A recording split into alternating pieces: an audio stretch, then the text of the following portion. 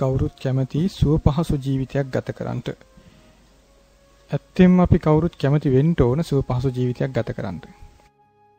ඒ සුව පහසු ජීවිතය ගත කිරීම පිණිස අපට ගොඩාක් උපකාර වෙනවා අපි නිතර කතා කරන දේවල්. නිතර කතා කරන දේවල් යහපත් නම් අපිට සුව පහසු ජීවිතයක් ඇති කර ගැනීමට ඒක උපකාර වෙනවාමයි. ඉතින් නිතර කතා කරන දේවල් අයහපත් වුණොත් එහෙම අපිට සුව පහසු ජීවිතයක් ගත කරන්නට ඒක බාධා වෙනවා.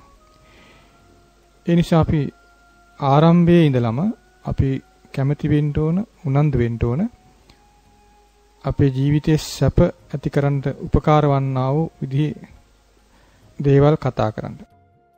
එහෙම නැති වුණොත් අපිට කොච්චර දහම් දැනුමක් තිබුණා කිව්වත්, සූත්‍ර ආදී දේවල් කොච්චර කියවලා තිබුණා කිව්වත් අපිට ඒ ධර්මයේ නියම ප්‍රයෝජන ගන්න බැරුව යනවා.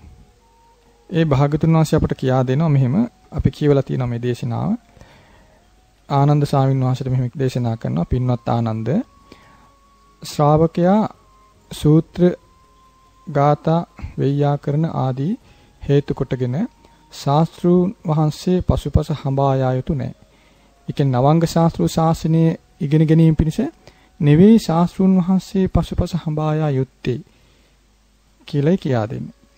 මක්නිසාදයට ආනන්ද පැවිදිව බොහෝ කල් ගත වන විට ඔහුට මේ ධර්මයන් අහලා මතක තබාගෙන වචනෙන් පුරුදු කරලා මනසින් මෙනෙහි කරලා ප්‍රඥාවෙන් තේරුම් අරගෙන සිටින්නට පුළුවනි. නමුත් පින්වත් ආනන්ද යම් මේ කෙලෙස් තුනී කරන සිතේ දියුණුව සලසාලන ඒකාන්තයෙන්ම අවබෝධයෙන් කලකිරීම පිණිස, විරාගයේ පිණිස, නිරෝධයේ පිණිස, සංසිඳීම පිණිස, විශිෂ්ට ඥානය පිණිස, සම්බෝධිය පිණිස, නිවන පිණිස හේතු වන කතාවන් තියෙනවා. ඒ කවර කතාදයක්? අල්පේච්ඡ ජීවිතය ගැන කතාව, ලද දෙයින් සතුටු වීම ගැන කතාව, හුදෙකලා විවේකයේ ගැන කතාව, පිරිස සමග නොඇලීම ගැන කතාව, කෙලෙස් නැසීමට පටන්ගත් වීරිය ගැන කතාව, සීලය ගැන කතාව, සමාධිය ගැන කතාව, ප්‍රඥාව ගැන කතාව, විමුක්තිය ගැන කතාව, විමුක්ති ඥාන දර්ශනය ගැන කතාව. මෙබඳු වූ කතාවන් දැන ගැනීම පිණිසයි තමන්ව බැහැර කළත් ශ්‍රාවකයා ශාස්ත්‍රූන් වහන්සේ පසුපස හඹා යා යුත්තේ. ඒතර බලන්න භාගතුන් වහන්සේ අපට එහෙමයි කියා දෙන්නේ. භාගතුන් වහන්සේ බැහැර කළත් ශ්‍රාවකයා විසින් භාගතුන් වහන්සේ පසුපස යා යුතුයි කියලා කියනවා. ඒ මේ දේශනා ඉගෙන ගැනීම පිණිස ඒ සඳහා නෙවෙයි යා යුත්තේ. මොකක් සඳහාද? මේ දස කතාව අහලා දැනගන්න. ඒතර බලන්න භාගතුන් වහන්සේ ඒ ආකාරයෙන් නම් අපට අනුශාසනා කරන්නේ. අපට ඒ අනුශාසනාවෙන් බැහැර වෙලා අපිට සුවපහසු ජීවිතයක් ඇති කරගන්න පුළුවන්කම ලැබෙන්නේ නැහැ. එහෙනම් මේක හොඳට මතක තියාගන්න ඕන. මතක තියාගෙන අපි දේශනා ඉගෙන ගන්න ඕන. දේශනා ඉගෙනගෙන තමයි දහම් දැනුම හදාගන්නේ. ඒ අතර අපි දස කතාව හුරු කරගන්න ඕන. දස කතාව හුරු කරගෙන ඒක දස කතාවෙන් බැහැර නොවි වාසය කරන්න අපි දක්ෂ වෙන්න ඕන. ඉතින් අපිට අමාරු මෙන්න මේකයි. අපිට අමාරු මේක තමයි දස කතාවට එන්න දස කතාව හුරු කරගන්න අපිට අමාරුයි. ඉතින් අපි කොහොම හරි යන්නේ දස කතාව හුරු කරගත්තොත් අපිට විශාල පහසුවක් ඇති කරගන්න පුළුවන්. බලන්න මේ දස කතාව උපකාර වෙන්නේ මොකටද? කෙලස් තුනී කිරීම පිණිස, සිතේ දියුණුව ඇති කරගන්න, ඒකාන්තයෙන්ම අවබෝධයෙන් කලකිරීම පිණිස, විරාගයේ පිණිස, නිරෝධයේ පිණිස, සංසිඳීම පිණිස, විශිෂ්ට ඥානයේ පිණිස, සම්බෝධිය පිණිස, නිවන පිණිස. ඒ සඳහා උපකාර වෙන දස කතාව. මේ හිතේ තියෙන දැන් බලන්න අර ඇත්තම හිත මෝරනවා කියලා කියන්නේ අන්න ඒකට. හිත මේරීම් පිණිස දස කතාව ඕන. නිවන පිණිස හිත මෝරන්ට නම් දස කතාව ඕන. අපි දස කතාවෙන් බැහැර වෙලා ඉන්නකොට අපි වෙන දේවල් කතා කරනකොට නැත්නම් ගොඩක් වෙලාවට දෙතිස් කතාවට තමයි යවෙන්නේ. එතකොට හිතේ නීවරණ වැඩිෙන්න පටන් ගන්නවා. නැති කෙලෙස් උපදිනවා. තියෙන කෙලෙස් වැඩිලා යනවා. නැති රාගය උපදිනවා. තියෙන රාගය වැඩි වෙලා යනවා. එවෙතන නැති අමනාපකම් හට ගන්නවා. තියෙන අමනාපකම් වැඩි වෙලා යනවා. ඉතින් අපි දේශනා මතක තියෙයි. දේශනා ඉගෙන ගන්නවා. එසේ ඉගෙනගත්ත පමණින් අපට අර සිතේ සුව පහසුව ඇති කරගන්න බැරි වෙන්නේ ඇයි? දස කතා හුරු නොවීම නිසා. ඒක අපිට මේ දේශනාවෙන් හොඳට තේරෙනව නේද? දස කතාව කොච්චර අපට උපකාර වෙනවද කියලා. ඒ නිසා අපි උනන්දු වෙන්න ඕන දස කතාව හුරු කරගන්න.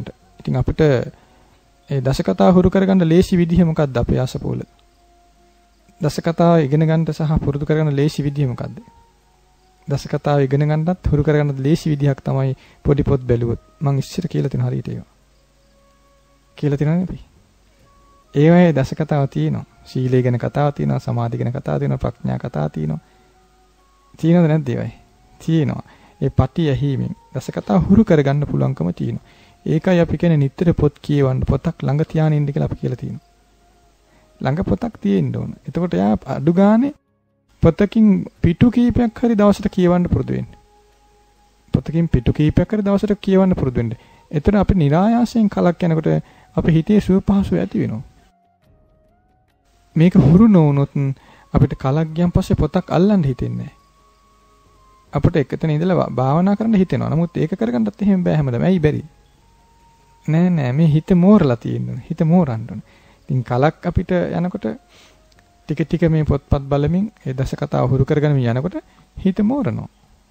ආන් යාට වාඩි වෙලා භාවනා කරගන්න පුළුවන්කමක් තියෙනවා. ඒ නිසා හොඳට මතක තියාගන්න කොහේ හිටියත් කමක් නෑ අපි ළඟ අඩු ගානේ ළඟ පොතක් තියෙන්න ඕන.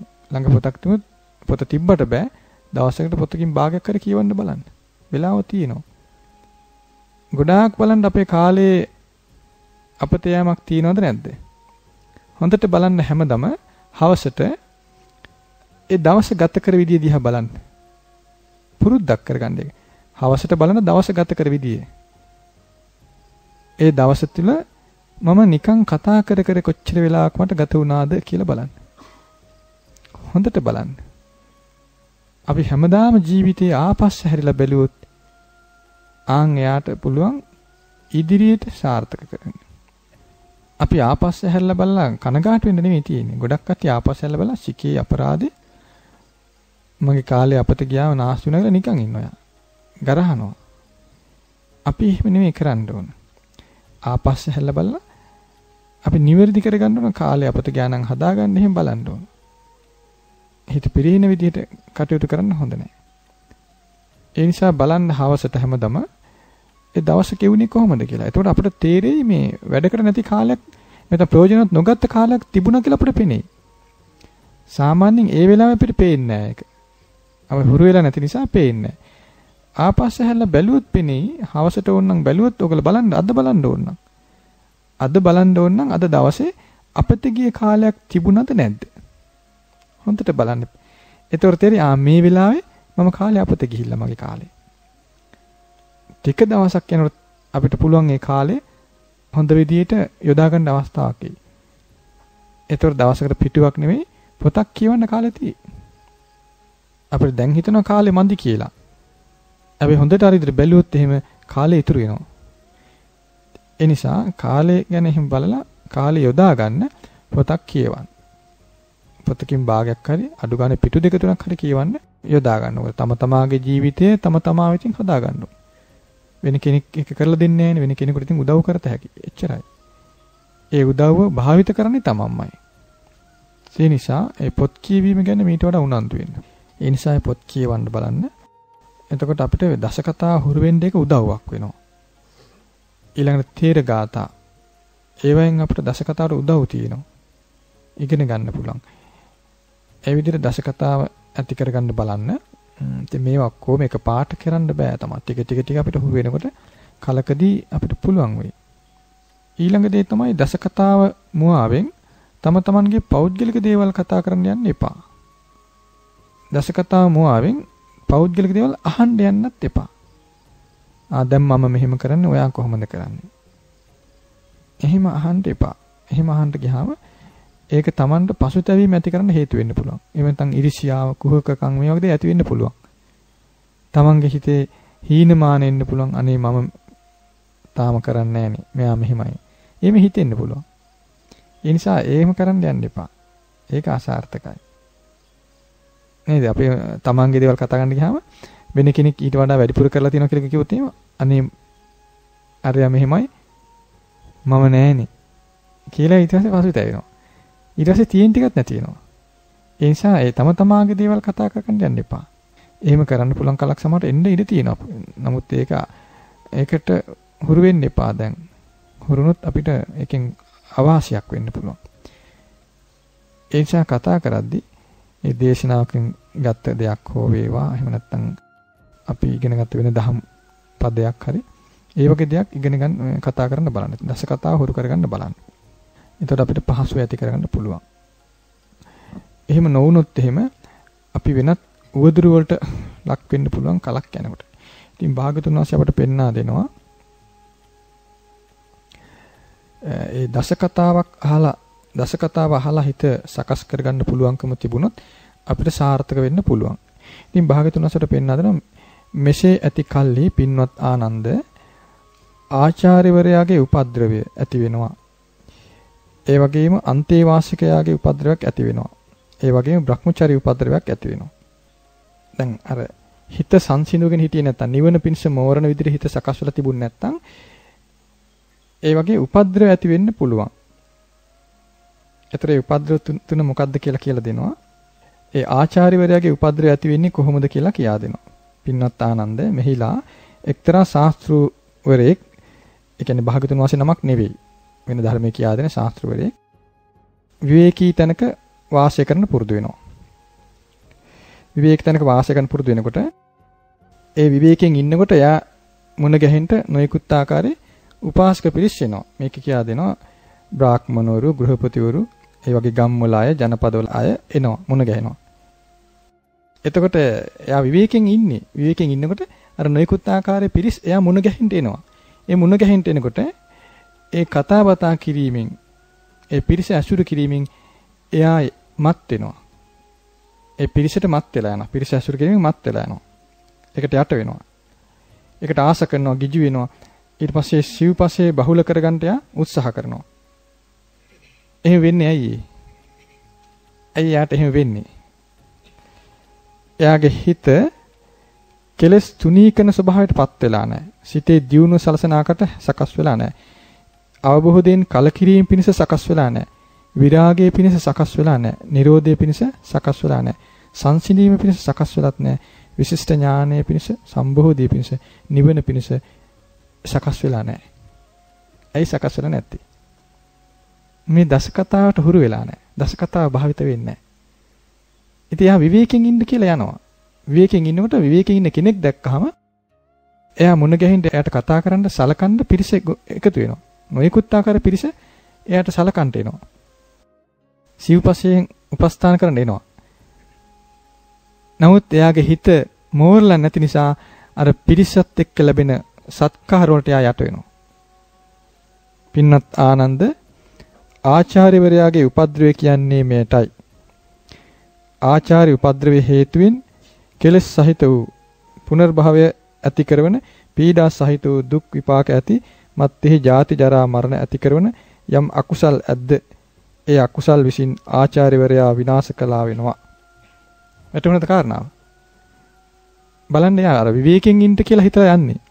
විවේකයෙන් ඉන්න කියලා හිතලා ගියාම එයාට අර ලැබෙන අපපස්ථාන සැලකිලි සම්මාන ඉදිරියේ එයාට ඒ අතිවෙන කෙලෙස් යට කරගන්න බැරුව යනවා. ඒවට ගොදුරු වෙලා යනවා. එයා මත් වෙලා යනවා. එයා සිව්පස්සේට ගොදුරු වෙනවා. ගොදුරු වෙලා නොයෙකුත් ආකාරයේ අකුසල් වලට යට වෙලා යනවා. ඒකට කියනවා ආචාර්ය උපද්‍රවේ කියලා. ඊළඟට භාගතුන් වහන්සේ පෙන්වන පින්වත් ආනන්ද අන්තේවාසිකයාගේ උපද්‍රවේ යනු කුමක්ද? දැන් මේ විදිහ අර ශාස්ත්‍රුන් වහන්සේ නමක් ගැන කියා දුන්නා නේද? භාගතුන් වහන්සේ නෙවෙයි. ඒ ශාස්ත්‍රවරයාගේම ශ්‍රාවකෙක් ඉන්නවා. ඔහු ශාස්ත්‍රවරයාගේ විවේකයේ අනු යමින් ආරණ්‍ය ආදී තැන්වල ඉන්නවා. දැන් ශාස්ත්‍රුන් වහන්සේ කියන්නේ ගුරුවරයා ආචාර්යවරයා විවේකයෙන් හිටියානේ. ඒතර එයාගේ ගෝලයෙක් ඉන්නවා. එයත් අර ආචාර්යවරයා කරන විදිහේ මමත් එහෙනම් විවේකයෙන් ඉන්න ඕන කියලා හුදකලා තැන්වල විවේකයෙන් ගිහිලා ඉන්නවා. ආරණ්‍ය ඒ වගේ තැන්වල ගිහිලා ඉන්නවා. ඉන්නකොට එයාටත් අර නොයිකුත් ආකාරයේ පිරිස් ඇවිල්ලා සැලකිලි සම්මාන දක්වනවා. ඒතර එයාගේ හිතත් ඒකට යට වෙනවා. ඒ සිව්පසේට ඇලෙනවා. පිරිස ඉදිරියේ එයාගේ හිත කෙලස් වලින් යට වෙනවා. පිරිසට මත් වෙනවා. එයා සිව්පසේ බහුල කරගන්න කල්පනා කරනවා. පින්වත් ආනන්ද අන්තේවාසිකයාගේ උපද්‍රවය කියන්නේ මේටයි. අන්තේවාසික උපද්‍රවයේ හේතුවෙන් කෙලෙස් සහිත වූ පුනර්භවය ඇති කරන පීඩා සහිත වූ දුක් විපාක ඇති මත්ෙහි ජාති ජරා මරණ ඇති කරන යම් අකුසල් ඇද්ද ඒ අකුසල් විසින් ඒ අන්තේවාසිකයාව විනාශ කළා වෙනවා. පින්වත් ආනන්ද ඔය විදිහටයි අන්තේවාසිකයාගේ උපද්ද්‍රවය සිදුවන්නේ. එයාට එහෙම සිද්ධ වුණේ ඇයි? එයාගේ හිතත් අර අවබෝධයේ පිණිස සුදුසු විදිහට මෝරලා නැහැ. කෙලස් සංසිඳන විදිහට. එහෙම නැත්නම් ඒ කලකිරින ස්වභාවය ඇති කරවන්න විරාගයේ පිණිස, නිරෝධයේ පිණිස, සංසිඳීම පිණිස සකස් වෙලා නැහැ එයාගේ හිත. ඇයි ඒ සකස් වෙලා නැත්තේ? දසකතාව භාවිත කළා නැහැ. දසකතාව පුරුදු කරන්නේ නැහැ. ඒ නිසා එයා විවේකයෙන් ඉන්න කියලා හිතලා ගියාට එයාර සිව්පසේ අපෝපස්ථාන ඒ ලාභ සත්කාර කීර්ති ප්‍රශංසා වලින් එයා යට වෙනවා, මත් වෙනවා. ඊට පස්සේ එයා හිතේ ඇති වෙන අර නොයිකුත් ආකාරයේ කෙලෙස් හේතු කොටගෙන එයා විනාශ වෙලා යනවා. ඒකට කිව්වේ මොකද්ද? අන්තේවාසික උපද්ද්‍රවය. පින්වත් ආනන්ද, බ්‍රහ්මචාරී උපද්ද්‍රවය ඇතිවන්නේ කොහොමද? පින්වත් ආනන්ද, මෙහිලා අරහත් සම්මා සම්බුද්ධ වූ විද්‍යාචරණ සම්පන්න වූ සුගත වූ ලෝකවිදු වූ අනුත්තර පුරුෂ ධම්මසාරථී වූ සත්තහා දේව මනුස්සානං වූ බුද්ධ වූ භගවත් වූ තථාගතයන් වහන්සේ ලෝකෙහි උපදිනවා. උන්වහන්සේද ආරණ්‍ය රුක්සෙවන පර්වත දියැලි ගිරිගුහා සොහන වනගැබ ඒ වගේ එලිමහන් තැන්වල වාසය කරනවා. මෙසේ හුදකලා වාසය කරගෙන ඉන්න තථාගතයන් වහන්සේ වෙත බ්‍රාහ්මණවරු, ගෘහපතිවරු, නියම්ගම් වැසියෝ, ජනපද වාසීන් ආදී එනවා. එතකොට මේ බ්‍රාහ්මණවරු, ගෘහපතිවරු, නියම්ගම් ජනපද වැසියන් පිරිවරාගත් විට ඒ තථාගතයන් වහන්සේ එයින් මත් වෙන්නේ නැහැ. ඒට ආස කරන්නේ නැහැ, ගිජු වෙන්නේ නැහැ. සිව්පස්සේ බහුල බවට පැමිණෙන්නේ නැහැ. ඒ භාගතුන් වහන්සේගේ ස්වභාවය. පින්වත් ආනන්ද, ඒ තථාගතු සම්මා සම්බුදු ශාස්ත්‍රූන් වහන්සේගේ ශ්‍රාවකයෙක් ඉන්නවා. ඔහුත් ශාස්ත්‍රූන් වහන්සේගේ විවේකයේ අනුව යමින් ආරණ්‍ය රුක්සෙවන පර්වත ඒ ආදී තැන්වල හුදකලා වාසය කරන්න යනවා. මෙසේ හුදකලා වාසය කරගෙන ඉන්න ඔහු වෙත ඒ බ්‍රාහ්මණවරු, ගෘහපතිවරු ඒ ආදී නොයෙකුත් ආකාරයේ උපාසක පිරිස් එනවා. එතකොට ඒ උපාසක පිරිස් පිරිවරාගත් විට ඒ ශ්‍රාවකයා විසින් ඒ ශ්‍රාවකයා පිරිස දැක්කහම මත් වෙලා යනවා. ඒට ආස කරනවා, ගිජු වෙනවා. සිව්පස්සේ බහුල බවට පැමිණෙනවා. කියන්නේ යා සිව්පස්සේ ගොඩාක් යාට ලැබෙන්නකොට එයාට බහුල වශයෙන් සිව්පස්සේ තීන කෙනෙක් බවට පත් වෙනවා. පින්වත් ආනන්දය, බ්‍රහ්මචාර්ය උපද්ද්‍රවය කියන්නේ මේටයි. බ්‍රහ්මචාර්ය උපද්ද්‍රවයේ හේතුවෙන් කෙලෙස් සහිත වූ පුනර්භවය ඇති කරන පීඩා සහිත වූ දුක් විපාක ඇති මත්ෙහි ජාති ජරා මරණ ඇති කරන යම් අකුසල් ඇද්ද ඒ අකුසල් විසින් ඒ ශ්‍රාවකයාව විනාශ කළා වෙනවා. පින්වත් ආනන්ද, ඔය විදිහටයි බ්‍රහ්මචාර්ය උපද්ද්‍රවය සිදුවන්නේ. ඇයි එයා ඒ සිව්පස්සෙටමත් වෙන්නේ? එයාගේ සිත අර අකුසල් වලින්, කෙලෙස් වලින් තුනී වෙලා නැහැ. කෙලෙස් තුනී වෙන ස්වභාවයටපත් වෙලා නැහැ. එයාගේ සිත අර අවබෝධයෙන් කලකිරීම පිණිස සකස් වෙලා නැහැ. විරාගයේ පිණිස සකස් වෙලා නැහැ. ඇයි? දසකතාව හුරු වෙලා නැහැ. දැන් මෙතන අර මුලින් අපි ඉගෙන ගත්තනේ දසකතාවෙන් තමයි ඒ විදිහට හිත සකස් වෙන්නේ. දැන් මේ ශ්‍රාවකයා දේශනා දන්නේ නැද්ද? දන්නවා. ඉගෙනගෙන ඇති. නේද? දේශනා ඉගෙනගෙන ඇති. නමුත් දසකතාව භාවිත කරන්නේ නැහැ. දසකතාව භාවිත කිරීමෙන් තමයි එයා ක්‍රමක්‍රමයෙන් නිවන පිණිස හිත මෝරන්නේ. ඒ නීවරණ ස්වභාවයන් බැහැර වෙලා නීවරණ වලට ආහාර නැති ස්වභාවයට හිතපත් වෙන්නේ ක්‍රමක්‍රමයෙන් ඒ දසකතාවේ යෙදීමත් එක්ක. නමුත් මේ කියන කෙනා දසකතාව භාවිතා නොකිරීම නිසා විවේකීව වාසය කරන්න උත්සාහ කළත් එතනදී ආ සිව්පස්සේ ලාභ සත්කාර කීර්ති ප්‍රශංසා වලට ගොදුරු වෙලා යනවා. එයා ඒ බ්‍රහ්මචාරී උපද්ද්‍රවයට ගොදුරු වෙනවා. පින්වත් ආනන්ද, එහිලා යම් මේ ආචාර්ය උපද්ද්‍රවයක් ඇද්ද? යම් අන්තේවාසික උපද්ද්‍රවයක් ඇද්ද? ඒ උපද්ද්‍රවයන්ට වඩා බ්‍රහ්මචාරී උපද්ද්‍රවය නිසා බලවත් දුක් ඇති වෙනවා. කටුක විපාක ඇති වෙනවා. කොටින්ම නිරේ පවා යනවා. එම නිසා පින්වත් ආනන්ද, මාව ඇසුරු කළ යුත්තේ මෛත්‍රී ප්‍රතිපත්තියනුයි. වෛරී ප්‍රතිපත්තීන් ඇසුරු කරන්නට එපා. ඒ ඔබට බොහෝ කලක් හිතසුව පිණිස පවතිවි. දැක්කද කාරණා? නේද? අපි කැමති නොවිය යුතුයි Brahmacharya උපද්‍රවයට ගොදුරු වෙන්න. අපි කැමති විය යුතුයි Brahmacharya උපද්‍රවයෙන් නිදහස් වෙන්න. ඒ Brahmacharya උපද්‍රවයෙන් අපි නිදහස් වෙන්න නම් Brahmacharya උපද්‍රවයට අපි ගොදුරු නොවී ඉන්න නම් මොකක්ද අපිට තියෙන ආරක්ෂාව සැලසෙන ක්‍රමය? දස කතාව හුරු කර ගැනීම. බලන්න දස කතාව කියන්නේ කොච්චර අපට උපකාරය පිණිස පවතිනවද? ඒ දස කතාව හුරු නොකර ගැනීම නිසා අපි විවේකයෙන් ඉන්න කියලා උත්සාහ කළත් අපි අර සිව්පසේ බහුල බවට පත් වෙන්න, පිරිසට ගොදුරු වෙලා යන්න, පිරිස නිසා මත් වෙන අදහස මත් වෙන්න සිද්ධ වෙන්න පුළුවන්. ආන් එහෙමුණොත් එයා ඒ Brahmacharya උපද්‍රවයට අහුවීමේ ඉඩකඩක් තියෙනවා. ඒ Brahmacharya උපද්‍රවය කියලා කියන්නේ ඊටාම දුක් ඇති කරන, කටුක විපාක ඇති කරන දෙයක්. කොටින්ම නිරේ පවා යන්ට සිදු වෙනවා කියලා භාගතුන් වහන්සේ පෙන්වා දෙනවා. එතකොට අපිට මේ බඳු ධර්මයක් ඇයි අපිට මේ කියා දෙන්නේ? ඇයි මේ බඳු ධර්මයක් භාගතුන් වහන්සේ අපට කියා දෙන්නේ? ඒ ශ්‍රාවකයා කෙරෙහි අනුකම්පාවක් තියෙනවා. භාගතුන් වහන්සේට ශ්‍රාවකයා කෙරෙහි අනුකම්පාවක් තියෙනවා. මෙයා උවදුරකට ලක් වෙයි, අනතුරකට ලක් වෙයි, හානියක් කරගයි, දුක් විඳී. ආන්ගේ දුකෙන්, උවදුරෙන්, අනතුරෙන් නිදහස් වේවා කියන හැඟීමෙන් තමයි මේ ධර්මය අපට කියා දෙලා තියෙන්නේ. එහෙනම් අපි භාගතුන් වහන්සේ විසින් මහා කරුණාවෙන් අප උදෙසා කිව් මේ ධර්මය අපි පිළිගත්තොත් අපි කැමති වෙනවා දස කතාව හුරු කරගන්නට. ඒතර අපි දස කතාව හුරු කරගත්තොත් අපි ප්‍රණීතව වාසය කරනවා. ඒක සිද්ධ වෙන දෙයක්. සිද්ධ නොවී තියෙන්නේ නැහැ. ඉතින් එසේ නොවෙනවා නම් අපි දස කතාව භාවිත නොකිරීම නිසා වෙන්නේ. ඉතින් අපි දස කතාව භාවිත කළොත් එයාගේ හිත සකස් වෙනවා, සංසිඳෙනවා. කෙලස් තුනී වෙනවා. විරාගයේ පිණිස හිත සකස් වෙනවා. නිරෝධයේ පිණිස සකස් වෙනවා.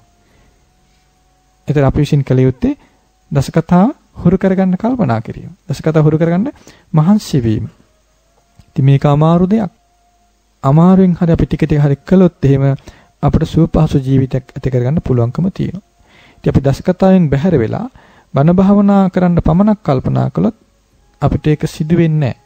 සිදු කරගන්න බෑ. ඒකයි මේ ගොඩාක් පීඩා කියලා කියන්නේ. පීඩා එන්නේ ඒකයි. මේරු හිතක් තමයි බණ භාවනට යොදාගන්නේ. යොදාගත යුත්තේ. නොමේරු හිතක් බණ භාවනට යොදා ගන්න බෑ. නොමේරු හිතකින් යමක් කරන්න ගියාම පීඩයි. කෂ්ටව පොළොවක බීජයක් හදන්නවා වගේ. ඉතින් මේ පොළව බුරුල් කරලා, තෙත් කරලා ඒකේ බීජයක් හැදුවොත් පැලවෙනවා. ආන් ඒ වගේ තමයි හිත නිවන පිණිස මෝරන්ට දස කතාව උමනයි. ඒක ආරම්භයේ ඉඳලා අවසානයේ දක්වාම දස කතාව වුණාට. මේ දස කතාව හුරු කරගත්තොත් අපිට සුව පහසුවක් ඇති වෙයි. ඒක නැති වෙන්නේ නැහැ. ඒ නිසා ආන් ඒ සඳහා උනන්දුවක් ඇති කරගන්න. පින්වත් ආනන්ද, ශ්‍රාවකයෝ ශාස්ත්‍රූන් වහන්සේව වෛරී ප්‍රතිපත්තීන් මිසක් මෛත්‍රී ප්‍රතිපත්තීන් ඇසුරු නොකරන්නේ කොහොමද? කියන ශ්‍රාවකෙක් මේ භාගතුන් වහන්සේව වෛරී ප්‍රතිපත්තීන් ඇසුරු කරන්නේ කොහොමද කියලා අහන. ඒක කියා දෙනවා. පින්වත් ආනන්ද, මේලා ශාස්ත්‍රූන් වහන්සේ ශ්‍රාවකින්ට ධර්මයේ දේශනා කරනවා අනුකම්පාවෙන්, හිතවත්ව අනුකම්පාව උපදවාගෙන මේ ඔබට හිත පිණිස පවතිවා, මේ ඔබට සුව පිණිස පවතිවා කියලා. නමුත් ඒ ශාස්ත්‍රූන් වහන්සේගේ වචනය ශ්‍රාවකයන් අහන්ට කැමති වෙන්නේ නැහැ. සවන් යොමන්නේ නැහැ. කරුණු අවබෝධ කර ගැනීමට සිත පිහිටුවන්නේ නැහැ. ශාස්ත්‍රීය ශාසනයෙන් බැහැරවයි කටයුතු කරන්නේ. පින්වත් ආනන්ද, ඔය විදිහටයි ශ්‍රාවකයෝ ශාස්ත්‍රූන් වහන්සේ කෙරෙහි වෛරී ප්‍රතිපත්තියෙන් කටයුතු කරන්නේ. මෛත්‍රී ප්‍රතිපත්තියෙන් තොරව වාසය කරන්නේ. එහෙනම් බලන්න අපි මේ ධර්මයට අනුව කටයුතු කරොත් අපි මෛත්‍රී ප්‍රතිපත්තියෙන් වාසය කරනවානේ. එපමණකින්ම අපි ශ්‍රාවක බවට පත් වෙලා. එපමණකින්ම අපිට ප්‍රීති ප්‍රමෝදයෙන් වාසය කරන්න පුළුවන්. ඒ ශාස්ත්‍රුන් වහන්සේගේ ශ්‍රාවකෙක් කිව්වම ඒ ආරක්ෂිත කෙනෙක්. ආරක්ෂාවට ඇවිල්ලා. බලන්න මේ ධර්මයට එන්න අපිට දොරවල් කොච්චර තියෙනවද? නේද? පින්වත් ආනන්ද, ශ්‍රාවකයෝ ශාස්ත්‍රුන් වහන්සේ මෛත්‍රී ප්‍රතිපත්තියෙන් මිසක් වෛරී ප්‍රතිපත්තියෙන් අසුරු නොකරන්නේ කොහොමද? පින්වත් ආනන්ද, මෙහිලා ශාස්ත්‍රුන් වහන්සේ ශ්‍රාවකයන්ට ධර්මයේ දේශනා කරනවා අනුකම්පාවෙන් හිතවත්ව අනුකම්පාව උපදවාගෙන මේ ඔබට හිත පිණිස පවතිවා මේ ඔබට සුව පිණිස පවතිවා කියලා. එතකොට ඒ ශාස්ත්‍රුන් වහන්සේගේ වචනය ශ්‍රාවකයන් අහන්න කැමති වෙනවා, සවන් යොමනවා, කරුණු අවබෝධ කර ගැනීමට හිත පිහිටවනවා. ශාස්ත්‍රීය ශාසනයෙන් බැහැරව කටයුතු කරන්නේ නැහැ. පින්වත් ආනන්ද, ඔය විදිහටයි ශ්‍රාවකයෝ ශාස්ත්‍රුන් වහන්සේ කෙරෙහි මෛත්‍රී ප්‍රතිපත්තියෙන් කටයුතු කරන්නේ, වෛරී ප්‍රතිපත්තියෙන් තොරව වාසය කරන්නේ. එනිසා පින්වත් ආනන්ද, මා කෙරෙහි මෛත්‍රී ප්‍රතිපත්තියෙන් වාසය කරන්න, වෛරී ප්‍රතිපත්තියෙන් වාසය කරන්නට එපා. ඒ ඔබට බොහෝ කලක් හිතසුව පිණිස පවතිනවා. පින්වත් ආනන්ද, වළං හදන්නෙක් අමුවේ මැටි බඳුන් හදනවාද? ඒ විදිහට මං කටයුතු කරන්නේ නැහැ. පින්වත් ආනන්ද, මා නැවත නැවතත් කරුණු විග්‍රහ කොට කියනවා. පින්වත් ආනන්ද, නැවත නැවතත් මා දොස් බැහැර කරමින් කියනවා. එහෙම කියන්නේ යම් සාරයක් ඇද්ද එහි පිහිටවන්ටයි. නැක්කද? යම් සාරයක් තියෙනද එහි පිහිටවන්න තමයි මේ නොයෙකුත් විදිහට අපිට කියන්නේ. මොකක්ද ඒ සාරය? නිවන. නිවන කියන සාරයේ පිහිටවන්න තමයි මේ නොයෙකුත් ආකාරයෙන් අපිට කරුණු කියන්නේ. එතකොට අපි මේ වගේ දේශනාවක් අහුවොත්, ඒක ඉගෙන ගත්තොත්, මේ කාරණේ අපි හිතට ගත්තොත්, මේක අපි පිළිගත්තොත්, අපිට එපමණකින්ම ජීවිතයේ විශාල පරිවර්තනයක් ඇති කරගන්න පුළුවන්කම තියෙනවා. එනිසා මේ ධර්මය සරල දෙයක් විතර ගන්න එපා. අපි නැවත නැවත මේ ධර්මයන් ඉගෙන ගන්නකොට අපි යම් වෙලාවක අපේ හිතට ගියොත් ඒ මොහොතෙන්ම අපේ ජීවිතේ පරිවර්තනය වෙලා යනවා. පරිවර්තනය මොකද්ද? ඒ භාගතුන් වහන්සේ වදාළන යමක් මම මේක කරන්න ඕනේ කියන අදහස. එයාගේ හිතට ගියොත් ඒ මොහොතේ ඉඳලා එයා ඒ ශාස්ත්‍රඥ වහන්සේ වදාළ විදිහට කටයුතු කරන කෙනෙක් වඩපත් වෙනවා. ඒ නිසා හොඳට හිත පිහිටවගෙන සිහිය උපදවගෙන මේ පොතපත කියවලා ධර්මය ඉගෙන ගන්න, ධර්මය අහන්න. එතකොට අපිට යම් වෙලාවක මේක හිතට යයි. ආන් ඒ වෙලාවෙ නම් අපි ශාස්ත්‍රඥ වහන්සේ මෛත්‍රී ප්‍රතිපත්තියෙන් අසුරු කරන අය බවටපත් වෙයි. එදාට අපි සාර්ථක වෙන අය බවටපත් වෙනවා. ඒ නිසා අපි සීල දෙනාම ඒ භාගතුන් වහන්සේ වෛරී ප්‍රතිපත්තියෙන් නෙවෙයි මෛත්‍රී ප්‍රතිපත්තියෙන් අසුරු කරන්නට තරම් භාග්‍යවන්තයින් වේවා කියලා අපි ආශිර්වාද කරනවා.